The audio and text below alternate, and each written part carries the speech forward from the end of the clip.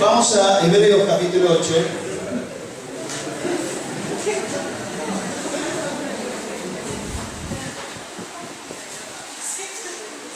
Hebreos capítulo 8.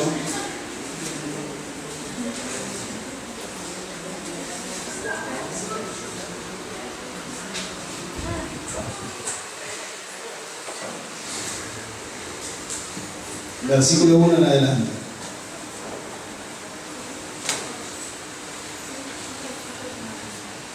Fíjense cómo encara el capítulo 8 el escritor de Hebreos.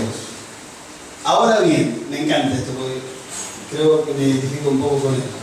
Ahora bien, el punto principal de lo que vengo diciendo, o de lo que venimos diciendo, es que tenemos tal sumo sacerdote, el cual se sentó a la diestra del trono de la majestad de los cielos, ministro del santuario, y de aquel verdadero tabernáculo que levantó el Señor y no el hombre, porque todo sumo sacerdote está constituido para presentar ofrendas y sacrificios, por lo cual es necesario que también éste tenga algo que ofrecer. Así que, si estuviese sobre la tierra, ¿quién estuviese sobre la tierra? Claro, este sumo sacerdote. ¿Quién es este sumo sacerdote? Cristo. Dice, ni siquiera sería sacerdote.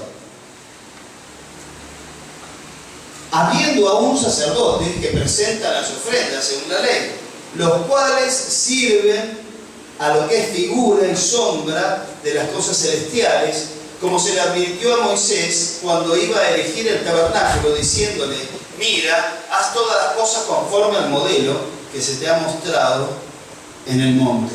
Pero ahora tanto mejor ministerio es el suyo, cuanto es mediador de un mejor pacto establecido sobre mejores promesas.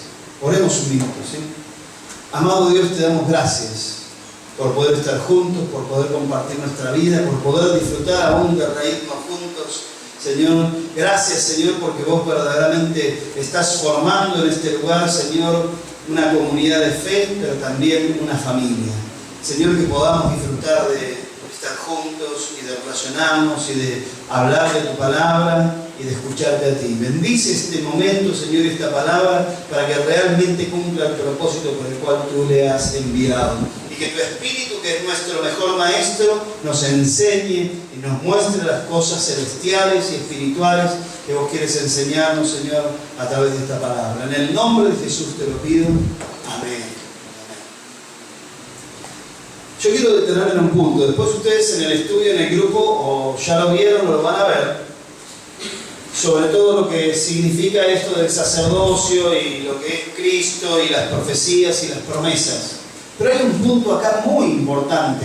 Hay una revelación de Dios en esta palabra para nuestra vida que es impresionante y no la puedo dejar pasar por alto. Yo estuve leyendo todo el capítulo 8 y diciendo, Señor, ¿qué es lo más importante acá? Y justamente lo que empieza diciendo el capítulo 8, el escritor de Hebreos, el punto principal de lo que venimos diciendo, ¿qué es el punto principal? Por supuesto que es Cristo, pero Cristo está mostrándose y revelándose de una manera que nunca antes se había revelado Dios a la gente y al mundo. Y yo quiero detenerme en los versículos 5 y 6, y ustedes me ayudan también. Acuérdense que esto no es solo una predicación, sino que hablamos y compartimos. Dice el versículo 5, los cuales, hablando de los sacerdotes terrenales, sirven a lo que es figura y sombra, presten atención a esto, de las cosas que dice, celestiales. Y da un ejemplo, dice, como se le advirtió a Moisés cuando iba a erigir el tabernáculo, diciéndole, mira, haz todas las cosas conforme al modelo. No sé si alguna de las versiones que tienen ustedes dice diseño. ¿Alguno dice diseño? La versión, si tiene una versión diferente. No.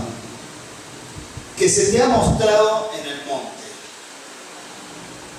Y en esto yo quiero detenerme, ¿no? Dice que los sacerdotes que ministraban en el templo, en el santuario, y que ofrecían los sacrificios y que hacían todas las cosas que hacían, todo eso que hacían ellos era, ¿qué dice ahí?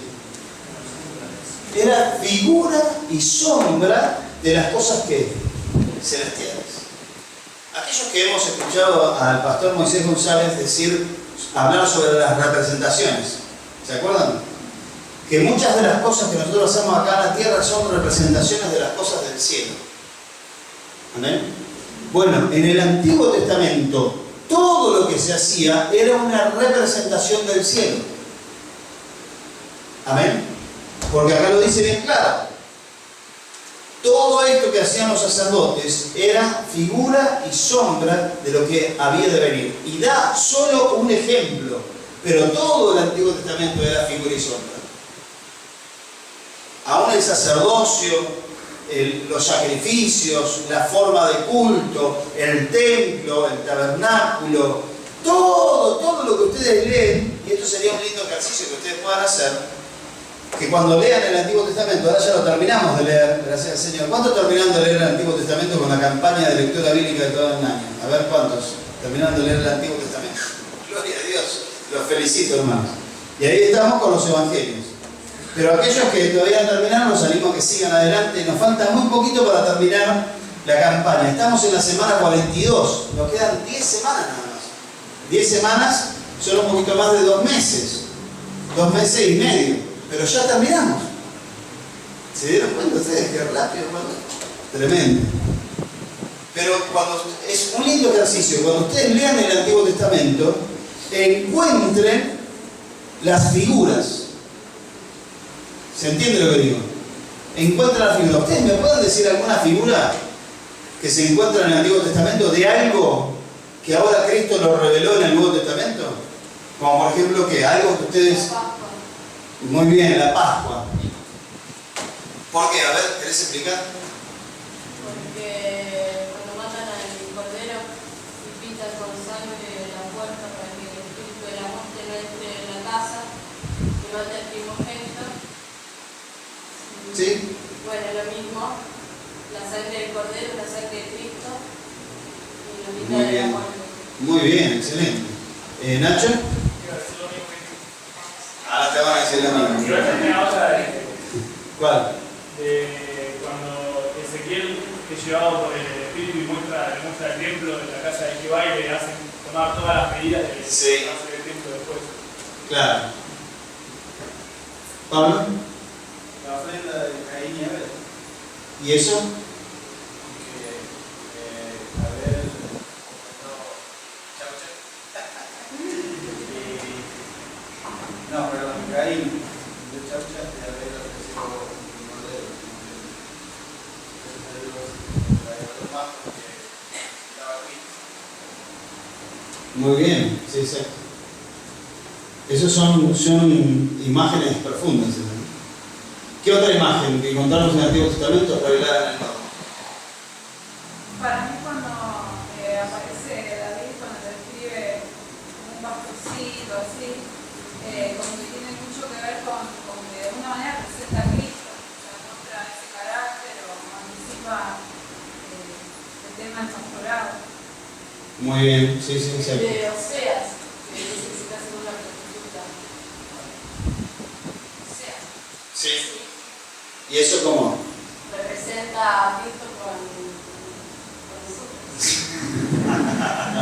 El amor de nosotros. Sí, después se la agarran a ti, tío, para él.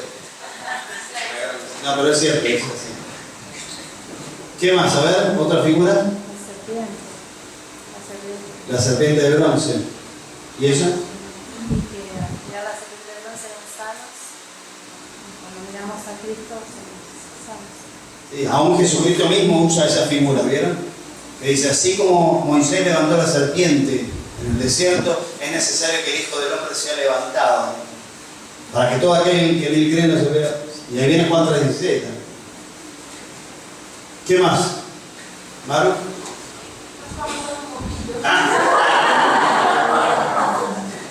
Estaba matando un mosquito.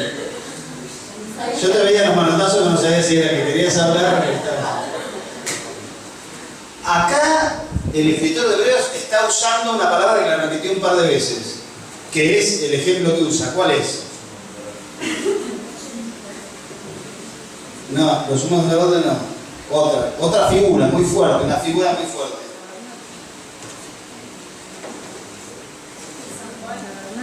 Claro, el tabernáculo, que lo pone hasta como ejemplo, ¿no? Dice, así como Moisés recibió, ¿viste?, instrucciones, lo del tabernáculo, el versículo 5, pero en el versículo 2 también lo dice. Ministro del santuario. Este sumo sacerdote que es Jesús, es ministro del santuario, versículo 2, ¿no? Ministro del santuario y de aquel verdadero tabernáculo que levantó el Señor y no el hombre. Acá está haciendo una comparación de estas figuras. La figura del Antiguo Testamento es el tabernáculo. ¿Cuál es el tabernáculo en el Nuevo Testamento? Que dice acá, porque Él es ministro de este santuario, Él es ministro de este verdadero tabernáculo, de esta tienda de campaña, que levantó el Señor y no el hombre. Porque el Señor dijo, yo no voy a habitar en templo hecho de manos humanas. Entonces Él no vive en templos, en los edificios. Él vive en un templo. ¿Cuál es ese templo? Ah, muy bien. La iglesia. ¿Amén? Por eso nosotros, ¿qué estamos haciendo como iglesia? Algo que también el pastor Moisés habló. Nosotros estamos edificándole el templo al Señor. ¿Amén? Por eso nosotros tenemos que funcionar como sacerdotes. Cristo es el sumo sacerdote, pero nosotros somos sacerdotes, dice la palabra. Y nosotros también somos ministros de este santuario. O ignoráis, dice Pablo, que vosotros sois templo del Espíritu de Dios. Pero fíjense que no dice que vos sos templo, dice vosotros, en plural. O sea, el templo, no, hay algunos que enseñan y está bien, yo lo enseño también. Yo soy el templo del Espíritu Santo, pero con ese yo soy el templo del Espíritu Santo, es como que nos portamos solos y somos templo igual. ¿Viste? Yo soy el templo del Espíritu Santo, entonces me llevo el Espíritu Santo donde yo quiero, donde yo voy, y el Espíritu Santo viene conmigo porque yo soy el templo. Y por donde ando, soy el templo. Y está bien, hermano, no está mal eso. Pero pensar de esa sola manera es un error. ¿Por qué? Porque yo no puedo ser templo del Espíritu Santo de ninguna manera si no estoy siendo parte del cuerpo de Cristo, que es la iglesia, y que es el verdadero templo del Señor. Amén. Entonces yo soy templo del Espíritu Santo siempre y cuando sea parte de la iglesia. ¿Ok? Por eso dice, vosotros sois templo, dice Pablo. El cuerpo de ustedes, el cuerpo físico es templo del Espíritu Santo. Y está bien, el Espíritu vive en mí, vive en mi interior, está dentro mío el Espíritu. Pero soy templo juntamente con vos, porque somos uno en el Señor. Amén. Vamos a buscar unos pasajes, si ustedes me ayudan ahí. Fíjense lo que dice, hablando de los símbolos, en el capítulo 9, ahí nomás, de Hebreos, versículo 9.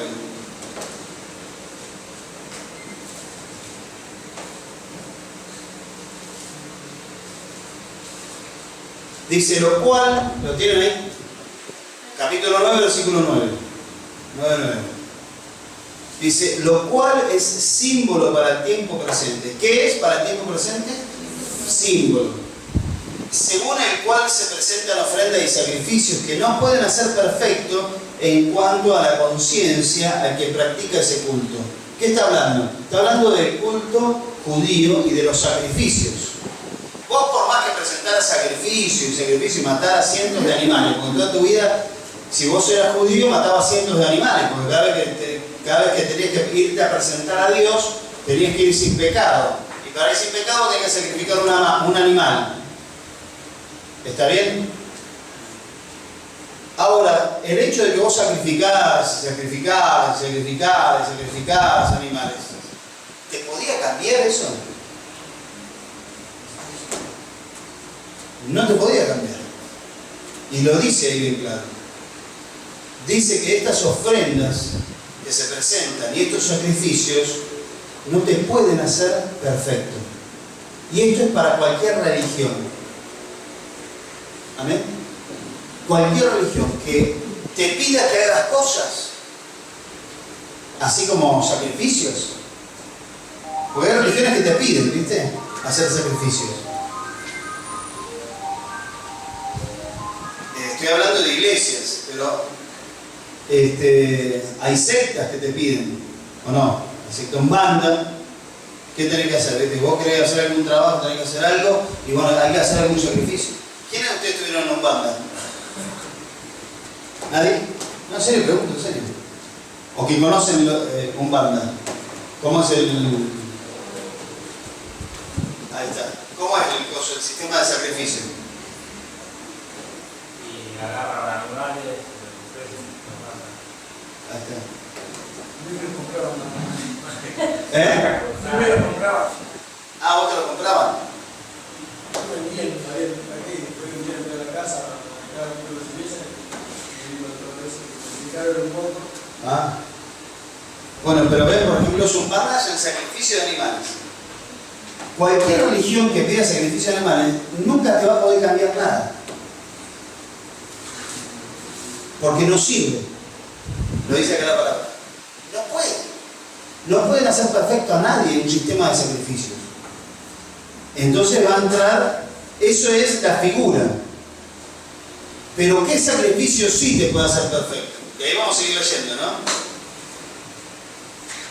Dice, ya que consiste solo, por ejemplo acá dice de comidas y bebidas y de diversas abluciones y ordenanzas acerca de la carne, impuestas hasta el tiempo de la reforma, porque ahí dice de reformar las cosas. Con Cristo vino la primera reforma de todas las religiones del planeta, ¿no? Pero,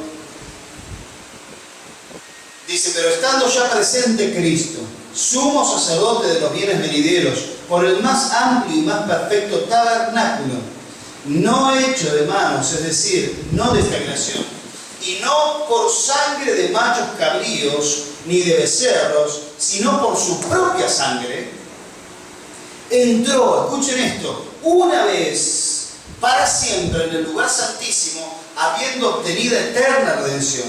Porque si la sangre de los toros y de los machos cabríos y las cenizas de la becerra, rociadas a los inmundos, santifican para la purificación de la carne, miren la pregunta, ¿cuánto más la sangre de Cristo, el cual puede mediante el Espíritu Eterno, por el cual mediante el Espíritu Eterno se ofreció a sí mismo sin mancha a Dios, limpiará? Esta es la única sangre que limpia, hermanos. Limpiará vuestras conciencias de obras muertas para que sirváis al Dios vivo. Aleluya. No hay religión en este mundo que pueda suplantar esto. No hay sacrificios en este mundo que puedan suplantar esto. Todo lo demás no sirve. Amén. Todo sacrificio que nosotros querramos hacer para conseguir algo de Dios o algo espiritual o algo celestial no tiene validez. Y ustedes perdonen, se han gastado suelas de zapatos en ir caminando, por ejemplo, al Luján, o en hacer sacrificios, ofrendas y cosas a las vírgenes, a los santos, o practicar alguna cosa, como decíamos recién de Umbanda, que hicieron sacrificio de animales. Todo eso, hermano, ustedes permítanme decirle, no se ofendan, no sirve absolutamente para nada.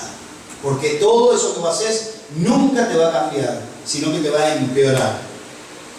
Porque acá Dios proveyó un único sacrificio para que verdaderamente tu vida sea transformada y cambiada, lavada y limpiada. Y ese sacrificio es el Cordero, como dijeron hoy, como dijo Titi Nacho, el Cordero Pascual, el Cordero que es Jesucristo, cuya sangre tiene poder para limpiar tu vida, tu conciencia. Amén. ¿Está bien? ¿Preguntas? ¿Dudas? ¿Inquietudes? ¿Votaciones? ¿Comentarios? Yo recién me acordaba que por ahí las personas que practican meditación y todo eso también es como un sacrificio. Como que ellos mismos se sacrifican, o sacrifican tiempo, o no comen carne, cosas así, Claro. para alcanzar algo espiritual. Claro, como dice acá el versículo 10, dice, ya que consiste solo en comidas, ¿viste? Bebidas, diversas abluciones, dice, y ordenanzas acerca de la carne, impuestas, dice. O sea, como que vos, es algo que te impone la religión o que vos mismo te imponés para hacer un sacrificio, para conseguir algo de Dios. Por eso para nosotros es totalmente diferente el ayuno, porque viste que hay diferentes religiones que ayunan. Pero para nosotros el ayuno no es un sacrificio así como en el sentido de lo que hacen los demás en otras religiones para conseguir algo de Dios. Amén. Sino que nuestro ayuno es una entrega y una renuncia a nuestra carne para dedicar nuestra vida al Señor, no al revés. Porque ¿qué hacen los que ayunan? Los que ayunan están sacrificándose a sí mismos para conseguir algo de Dios para ellos. ¿Nuestro ayuno qué es? Es una ofrenda de entrega total a Él, una consagración. Amén. ¿Estamos bien? Vamos a buscar dos pasajes nada más. Colosenses 2:17. ¿Quién lo busca? ¿Verdad? No entiendo. Ah, está. No. Y 1 Corintios 10, del 1 al 10. Juan.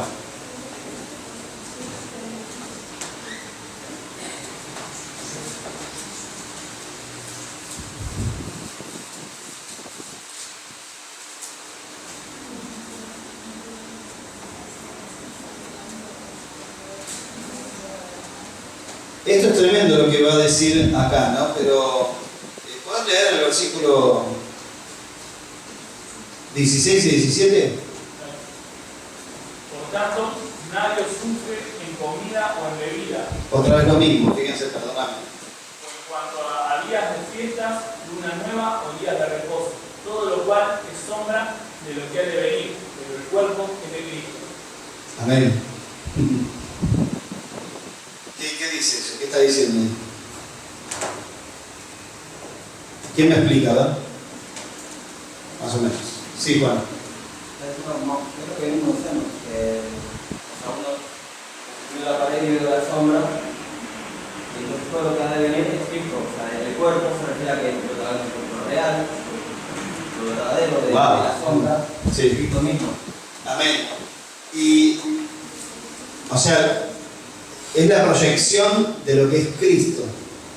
Y esa proyección está mostrando, y esto es muy, muy fuerte, está mostrando esa proyección, esa sombra, está mostrando a alguien, está mostrando a Cristo. Pero acá hay algo más profundo todavía, porque nosotros podemos pensar que es Él y nada más, y Cristo es Él. Pero acá dice algo muy interesante, pero el cuerpo es de Cristo. O sea, la imagen que se revela o se muestra en esa sombra es de un cuerpo. Y ese cuerpo, ¿de quién es? Es de Cristo. Y ustedes entienden, y creo que ¿a qué hace referencia el cuerpo de Cristo? A la iglesia. O sea que en realidad todo esto que viene o que vino para mostrar de qué era la sombra, somos nosotros, aparecimos nosotros, ¿viste? Cuando nosotros, hermanos, estamos en unidad y nos da el sol de costado, la sombra que se proyecta es el cuerpo de Cristo, es la imagen de Cristo. ¿Amén? O sea, lo que hace acá Pablo, cuando lo escribe a los Colosenses, es sacar el foco de atención en las cosas en sí mismas, ¿viste? Es decir, como que no le importa nada, que lo más importante acá, como por ejemplo, y ustedes perdonen, pero los adventistas del séptimo día, ¿viste? Ellos como que endiosaron el séptimo día. ¿Se dan cuenta?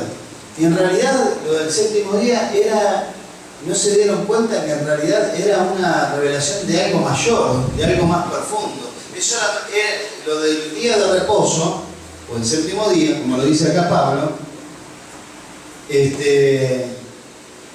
era una figura nada más, no era lo importante. Es lo mismo que yo ande corriendo detrás de las sombras y no me di cuenta de lo real. ¿Qué es lo real? Eso es lo que está diciendo el apóstol Pablo. No sé si yo no entendí, Fran, o no contesté tu pregunta. Parece que no. Porque el tema es que no nos juzguemos entre nosotros por ver que no cumplimos ciertas reglas o ciertas leyes. Este es lo que está diciendo, lo que le está enseñando el apóstol Pablo a los judíos cristianos que estaban en Colosas. A los gentiles que estaban en la iglesia en Colosas, porque los judíos, el problema cuál era acá, vamos más atrás. El problema cuál era, que los gentiles no cumplían ciertas cosas que cumplían los judíos en su religión, como el día de reposo, o ciertas fiestas, ceremonias, como dice ahí, día de fiesta, luna nueva, día de reposo. Los gentiles no entendían nada de todo eso, pero tenían a Cristo. ¿Se entiende, no? Entonces, que nadie los juzgue porque ustedes no hacen lo que ellos hacen en su religión, porque en realidad todo lo que ellos hacen era sombra de lo que debe venir. El punto importante acá es, y vuelvo a remarcarlo, es Cristo. Y que ustedes son parte de ese cuerpo. Hagan o no hagan lo que enumeró ahí. Hay ciertas comidas que no como, hay ciertos días que yo guardo, hay fiestas que celebro, entonces soy. No, acá le dice, no es que vos sos cristiano o sos del pueblo de Dios por cumplir ciertos requisitos. Dice, bueno, si yo celebro los días de fiesta, de luna nueva, guardo días de reposo y como ciertas comidas, entonces sí soy aceptado y soy parte del pueblo de Dios. No, acá el único requisito para ser parte del pueblo de Dios es que tengas a Cristo en tu vida. ¿Amén? Sí. Yo pensaba que es como cuando veíamos que Jesús mostraba en el Sermón del Monte el espíritu de la ley, y que está bueno por ahí pensar en estas cosas, que es lo que realmente nos certifica de qué es. Claro. Entonces, yo pensaba, me pasaba esto con el tema del domingo, por ejemplo, bueno, ¿qué hago? ¿Hago cualquier cosa o es un día especial? Porque justamente veía esto que decía Jesús, que no hay que, digamos, encerrarse, pero como que no terminaba de entender. Y después cuando estaba leyendo me acuerdo justamente que cuando él lo establece, que es como que él dice, bueno, un día a la semana paren y dedíquenselo a mí, o sea, no hagan, o sea, eso también es como una muestra de lo que va a ser determinante, no poder estar completamente entregado a él. Claro, exactamente. Y el tema es que no nos aferremos a...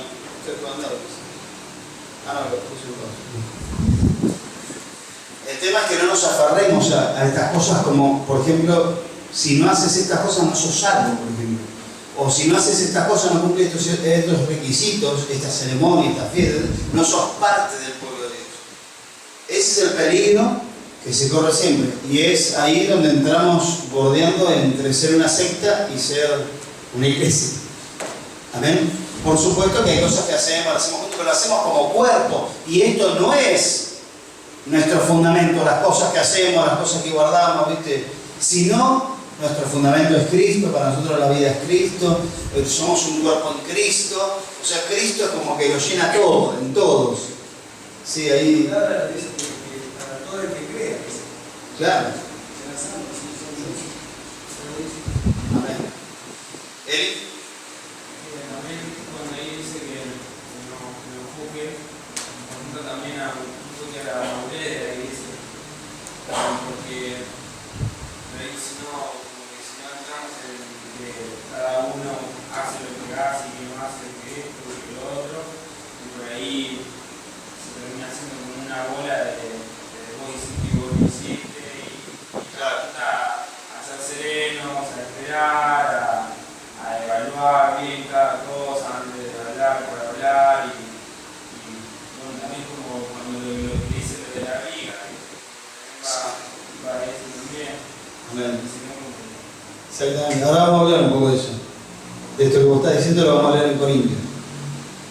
¿Nacho? Me acordaba cuando Pablo habla también sobre si debían o no debían comer carne, ¿no? Y lo de los consagrados, los ídolos y todo, y que dice que en realidad la única movida era si vos no hacías, si vos eras causa o no del bautizo para que era más débil, porque claro, que lo relaciono que por ahí el límite que pone es el amor en sí, ¿no? Claro. Amén. Juan. Por ahí parece la de día, porque me acordaba de la pasaje del joven rico, que por ahí, igual sabemos que por ahí no armaba una secta, pero muchas veces si no armaba una secta uno tiene esa tristeza que tuvo el joven rico de darse cuenta de que no podía hacer las cosas o por lo menos mismo que uno haga, que más allá de cumplir los mandamientos, no se va a salvar. O sea, va más allá de uno en realidad. Y, o sea, cuando uno tiene la vida en sus manos, no la tiene Cristo, se produce esa tristeza. Que por ahí no es una secta, por ahí No, pero estás viviendo igual. Claro. Como el joven rico, vos podés estar viviendo todos los días en la iglesia, pero no tener la libertad de vivir en Cristo, de soltarlo todo, de entregarlo todo, de renunciar a todo, de perderlo todo, que no te importa absolutamente nada más que Cristo. ¿Viste? Entonces muchos viven en esa limitación de la religión. ¿Se entiende, no? Lo que dijo Juan y lo que yo estoy diciendo. Que mucha gente es muy religiosa, cumple todo pensando que si cumple todo eso va a ser feliz, Dios va a estar en las cosas con Dios. Pero en realidad, tanto el joven rico como muchos religiosos, ¿qué es lo que hacen? Hacen lo que ellos quieren, pero no hacen lo que Dios quiere. ¿Qué es lo que Dios quiere? Y que vos te entregues totalmente a Dios, que vos te mueras en Él, que vos, como dijo Jesús, pierdas la vida en Él. ¿Se dan cuenta? Perder la vida en Cristo. ¿Por qué? El que pierda su vida por causa de mí,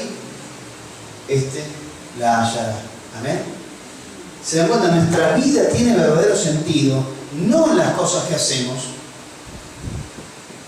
Nuestra vida tiene sentido solamente en Cristo, no en todo lo que hagamos. Sí.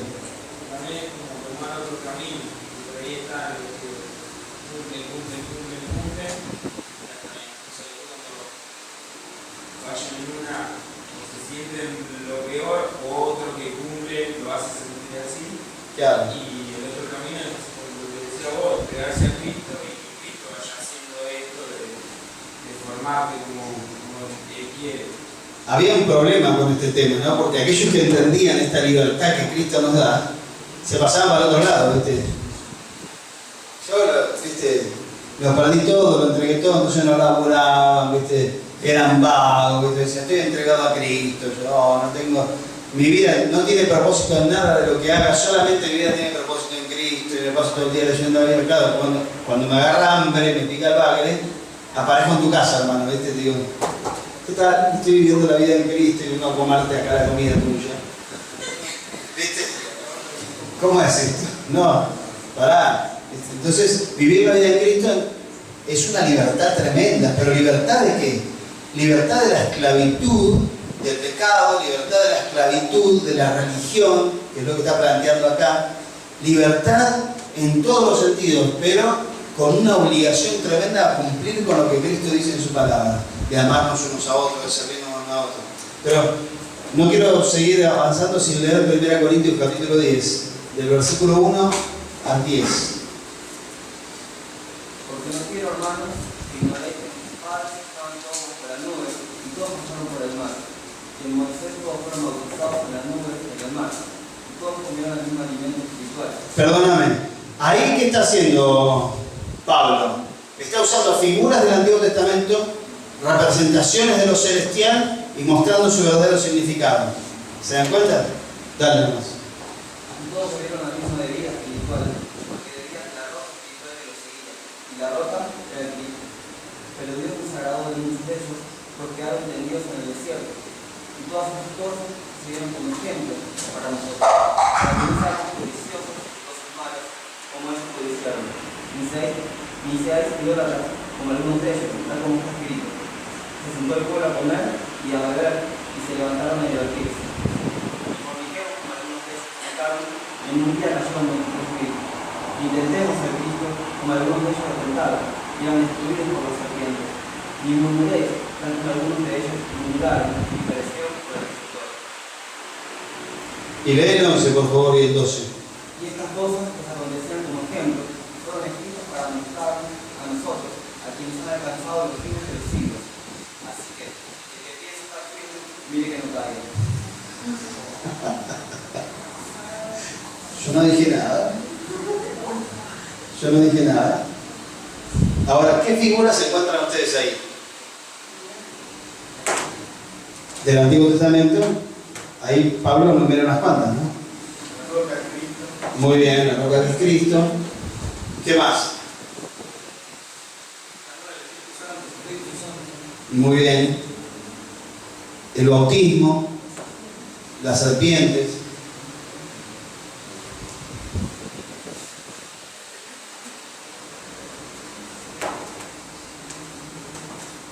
Y hay uno que a mí me costó verlo, pero es uno que lo tienen que ver, hermano. Claro. Eso que quedaron tendidos. No es que se acostaron en la arena, ¿viste? Dios los fulminó, ¿viste? Los mató. El Dios del Antiguo Testamento no es el del Nuevo Testamento, no dijo ahí por ahí alguno. No de acá, por supuesto. ¿Viste? Ah, ¿no? ¿No es el mismo Dios? ¿Se acuerdan de este matrimonio feliz que dijo, vendemos la casita, le damos el 50 a la iglesia y el 50 nos quedamos nosotros? ¿Qué pasó ahí? ¿Se acuerdan quiénes eran? ¿Quién? Muy bien. Ananías dice, ¿qué dijeron? Che, dije, nos compramos un antito con lo que nos queda de la casa, ¿por qué le tenemos que dar toda la iglesia? Esto de los pastores, viste, que se viven de nosotros. Y cuando llegaron a él, dijeron, llegó el tipo, viste, dijo, bueno, acá está, le entregó al apóstol. Dijo, ¿por qué le mentiste al Espíritu Santo? No me mentiste a mí, sino que le mentiste al Espíritu. Ustedes sepan, hermano, que cuando me mienten a mí, no me mienten a mí. Y cuando le mentís a un hermano, no le mentís al hermano, le está mintiendo al Espíritu Santo.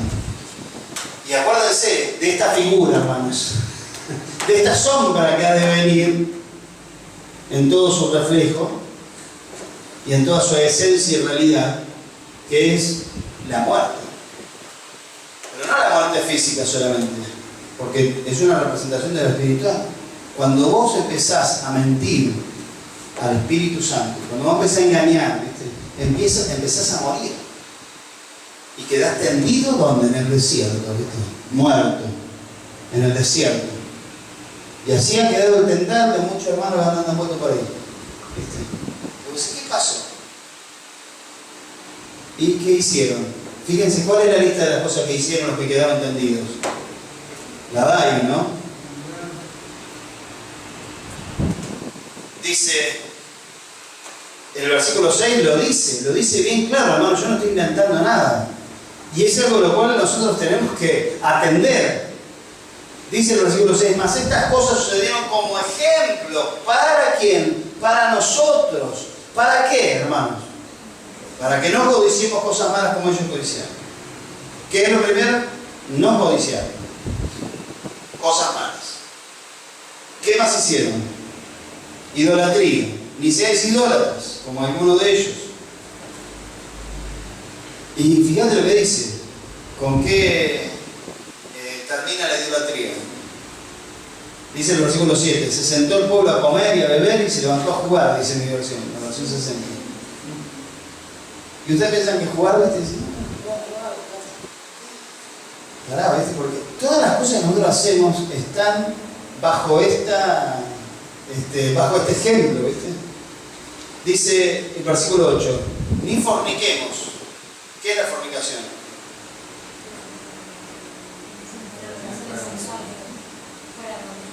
Muy bien. Las relaciones sexuales fuera del matrimonio. Ese día que fornicaron ellos cayeron 23.000. Ejemplo, es un ejemplo, es una imagen, una sombra de lo que puede venir. Ni tentemos al Señor como también algunos de ellos lo tentaron y perecieron por las serpientes. Tentar al Señor, ¿sí? En ninguna manera tenemos que tentar al Señor, ya lo tenemos, eso bien claro. Pero fíjate el versículo 10. Esto va a decir, ¿por qué este hermano se apartó? ¿Por qué este hermano tiene problemas acá, tiene problemas allá, nunca tiene la vida, ¿viste? Como que siempre tiene problemas? ¿Por qué tiene problemas? ¿Qué dice el versículo 10? ¿Se acuerdan? Ni murmuréis, como algunos de ellos murmuraron y perecieron por el destructor. Vos acordate de estas imágenes, hermano. ¿Está bien? La próxima vez que murmures de algo de alguien, acordate que viene alguien detrás tuyo. ¿Sabes quién es ese? ¿Quién dice ahí? ¿Quién viene detrás tuyo? Para acompañarte en toda tu vida, en todos tus quehaceres cotidianos. ¿Quién viene? Dígalo, hermano. El destructor. ¿Quién es este el destructor? Satanás, que manda a sus demonios a que destruyan. O sea, es un demonio asignado por Satanás. Cuando vos empezás a murmurar, el diablo se refriega las manos. ¿Viste? ¿Saben qué es murmurar, no?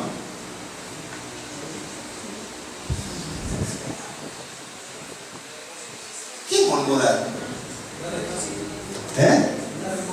Claro, ¿ves? Hablamos. Y ahora vos pensás que hay tanta condenación en hablar en voz bajita. ¿O no será tanto murmurar? Tiene que ver con el tema de lo que estás hablando en voz bajita. La condenación no es hablar porque vos murmurás. Hermano, te amo con el Señor, no sabes cuánto te quiero. No pasa por ahí. Pasa por el hecho que estos que murmuraron y perecieron por el destructor son aquellos que hablaron en contra. Fíjense, vamos a buscar los números 16, 41 al 49. Uy, terminamos. Pero están entretenidos, ¿no? Están enganchados, están conmigo. A algunos se les fugó el cerebro, llámelo, vuelvan y decirle, cerebro, volvé que ya termine. Números, a ver quién puede leer. Números 16, del 41 al 49, creo. Números 16, del 41 al 49. Dale, si con voz potente, varón, dale. El día siguiente toda la congregación de los hijos de Israel murmuró contra Moisés y Aarón diciendo: Vosotros habéis dado muerte al pueblo de Jehová. Y aconteció que cuando se juntó la congregación contra Moisés y Aarón, miraron hacia el tabernáculo de reunión, y he aquí la nube lo había cubierto y apareció la gloria de Jehová. Y vinieron Moisés y Aarón delante del tabernáculo de reunión, y Jehová habló a Moisés diciendo: Apartaos del medio de esta congregación, y los consumiré en un momento.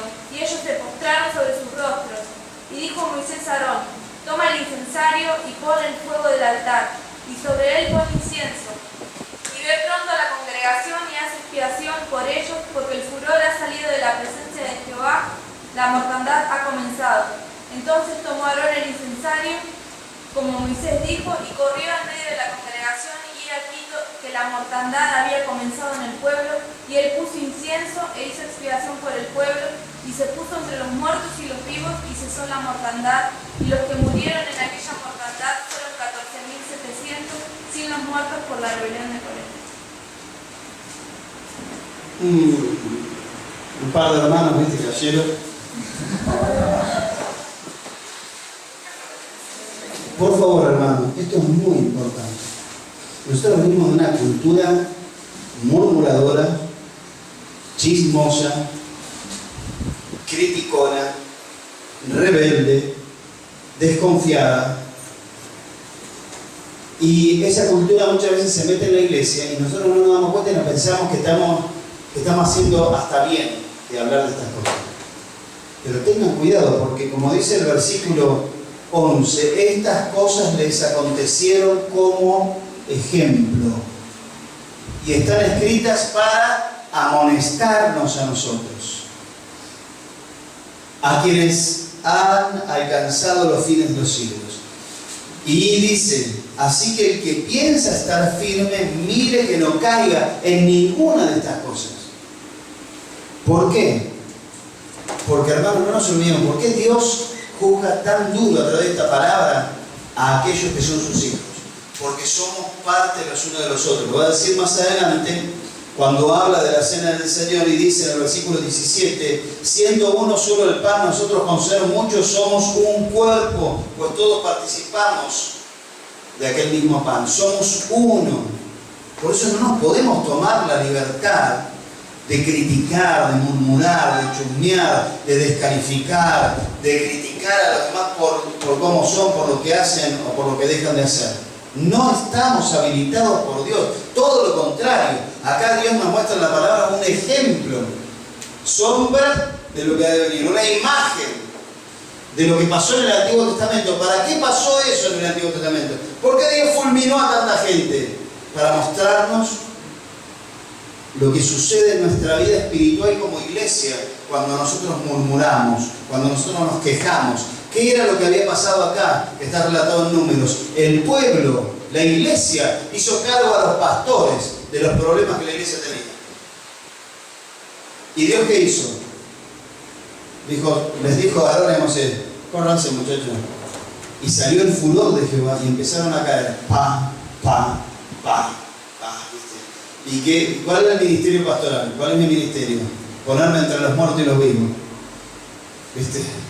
Y pedirles interceder por aquellos que aún nos critican, por aquellos que hablan mal de nosotros.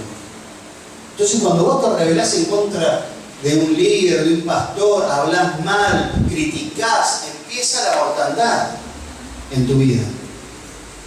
Empieza el destructor a seguirte. Cuando vos empezás a tentar al Señor con tus palabras, cuando vos empezás a idolatrar, a fornicar, a mentir, a engañar, empezás a hacer estas cosas, a codiciar el mal, las cosas malas, viene el destructor, no hay forma. No.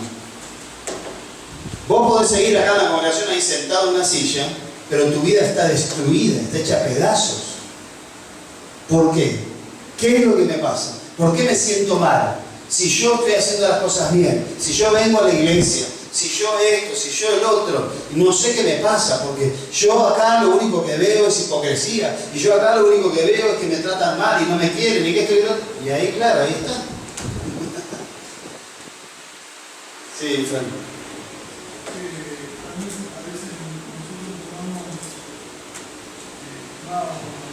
Pensando que Dios nos debe tener una persona y Dios toma el templo, el cuerpo. Claro. Y a veces está bien, quizás nosotros vamos a algo que nos pasa a nosotros. Y no es la consecuencia que se ha hecho con nosotros, porque pasa de mal a mal. Porque ahí seguramente murió mucho más de lo que estaban hablando. Y es como que lo vemos al lado del plan del testamento, que por uno pagan todo. Claro. Todos nosotros tenemos fuera. Entonces a veces es como que Sí. nosotros no tenemos esa concepción del cuerpo, como de ser responsable de Dios.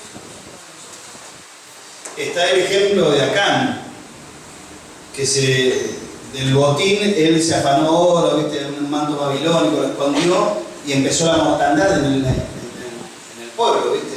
Y yo decía, pero ¿qué tienen que ver los demás? Pobres. Pero somos, por eso está aclarando ahí, somos uno en el Señor. Entonces vos lo que hagas afecta al resto. Eli, y terminamos porque... Tienes que empezar a ser un poco más vivo y más despierto, porque siempre dormimos somos nosotros. Porque a través de eso Satanás va a claro. Y como que a través de una palabra, lo que Satanás quiere es debilitar el cuerpo, que se muera gente, que se anima a eso. Sí, la especialidad de Satanás, y ustedes perdonan, hermanos, si alguno se siente identificado, entienda lo que está diciendo Elías, ¿no? Que uno tiene que avivarse y darse cuenta que no lo estoy diciendo por vos, sino para ponerlo en descubierto a Satanás. Pero a Satanás le encanta levantar en medio de las iglesias justicieros. A Satanás le encanta levantar, ¿viste? Y Satanás lo lleva, ¿viste? Le dice, mirá lo que hace este, mirá lo que hace otro. No podés permitir, vos tenés que hacer algo, tenés que hablar con fulano, tenés que hablar con Mengano, tenés que actuar, vas a ser participante del pecado de los demás, tenés que decir y tenés que hablar y tenés que pelear y tenés que reclamar. Satanás me encanta levantar justiciero dentro del cuerpo de Cristo. ¿Para qué? Para abrir puertas. Entonces Satanás entra como ancho, ¿viste? ¿Y qué viene a hacer? Matar, robar y destruir. ¿Y a quién está utilizando? Lo contrario de ser, de estar, como dijiste vos, de avivarnos. ¿Qué es lo contrario de avivarnos? Sí. Bueno, ¿están bien, hermanos? ¿Están bien? ¿Se quedaron bien? ¿Quieren que ministremos un rato? ¿Que lo veremos un rato? No. Pero es necesario que abramos los ojos, la palabra nos abre los ojos. es interesante que yo vuelvo con este ejemplo también de los discípulos, ¿viste? Cuando están ahí, ¿viste? Y Jesús les advierte sobre la levadura de los fariseos. Y ellos dicen, ahí está lo otro de ser avivado, ¿no? ¿Se acuerdan? siempre me causa gracia esto, ¿no? Pero dicen, lo habrá dicho cuando trajimos pan. Y entonces Jesús les dice, todavía no entienden, todavía tienen el corazón endurecido. Entonces, hermanos queridos, que no tengamos el corazón endurecido, porque si no, no vamos a entender nada de lo que yo estoy diciendo, o de lo que dice la palabra. No vamos a entender lo que es la imagen y sombra de lo que ha de venir. No vamos a entender las representaciones celestiales en nuestra vida, en nuestra iglesia, como comunidad de fe, como familia de Dios. No vamos a entender nada, porque estamos pensando en nosotros mismos, estamos pensando, ¿dónde está el pan? ¿Y ahora qué vamos a comer? ¿Viste? Estamos pensando en las cosas terrenales y no estamos dándonos cuenta de las cosas celestiales que están siendo reveladas por el Espíritu Santo en este tiempo, como decía ahí la palabra en Corintios, ustedes que los alcanzó el fin de los siglos. A nosotros, hermano, nos está hablando la palabra. Nosotros estamos en el fin de los tiempos, nos alcanzó el fin de los siglos. Y bueno, más si el 21 no alcanzó, no alcanzó. Ustedes van a pensar que yo creo en eso, pero yo no sé cuándo va a ser el fin del mundo, pero sí sé que cuando Cristo venga yo me voy con Él. Y eso es lo que más me importa. Y eso es lo que más te tiene que importar a vos. Por lo tanto, tenemos que velar, ser sobrios, estar atentos a las cosas espirituales, a la movida espiritual. No estar atentos a la movida de las cosas del mundo, los problemas de la tierra, acá. Ay, comiste el día de ayuno y ahora está... No, andar a arrepentirte porque... ¿Viste? O cosas así, ¿viste? O ¿qué hiciste? ¿Qué dejaste de hacer? No nos enfoquemos ahí. Vamos a enfocarnos en reflejar a Cristo. Amén. A reflejar a Cristo, en buscar a Cristo, en adorar a Cristo, en servir a Cristo. Es ahí donde todos nos unimos y somos uno en el Señor. Ahora, si nos ponemos a ver quién cumple, quién no cumple, quién hace, quién no hace, quién peca, quién no peca, quién se equivoca, quién no se equivoca, quién hace las cosas bien, quién hace las cosas mal, estamos perdidos. Y viene, ¿quién viene ahí? El destructor, y viene a arruinarnos la vida, a destruirnos. Por eso, lamentablemente, muchos hermanos que no entienden esto, es como le dijo Jesús a Simón, a Pablo. Dura cosa es dar cosas contra el iPhone. ¿Entienden eso lo que es, no? Dura cosa es dar cosas contra el iPhone. Los que saben dicen que el iPhone se refiere al yunque donde se le cambiaba la herradura del caballo. Y el caballo, para desprenderse de eso, pegaba patadas y pegaba la patada justo en la punta del yunque y se lastimaba a sí mismo. Aquellos hermanos que no quieren entender y que se rebelan en contra de la verdad de Cristo, es como que le dan patadas al aguijón, y se lastiman solos.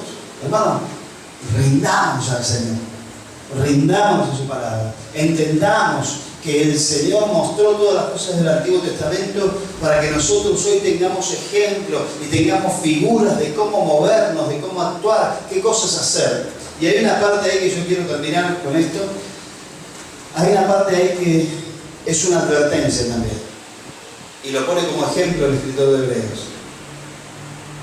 Ahí le dice, usa el ejemplo de lo que Dios le dice a Moisés. ¿Qué le dice Dios a Moisés cuando construye el tabernáculo?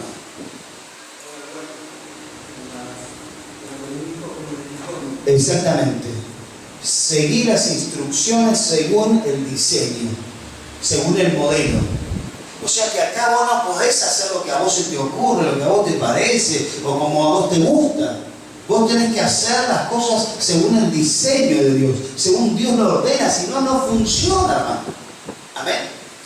Y esto para todas las cosas. Siempre hablamos, ¿no?, del diseño de Dios para la familia, para el matrimonio, para la vida personal, para la vida del ministerio, del servicio. No hay una alternativa, no hay otro modelo, no hay otro diseño. No hay otra imagen a la cual nos podamos referir para hacer nuestra vida.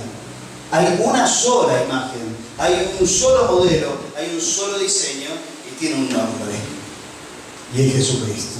Amén. Entonces, mientras nosotros vamos construyéndole el templo al Señor, no podemos construir el templo al Señor como a nosotros se nos ocurre, siendo rebeldes, murmuradores, idólatras, fornicarios, etcétera, etcétera. No podemos construir el templo al Señor así como a nosotros se nos ocurre. Tenemos que construir el templo al Señor como Él lo diseñó. ¿Estás dispuesto a entregarte ese diseño? ¿Estás dispuesto?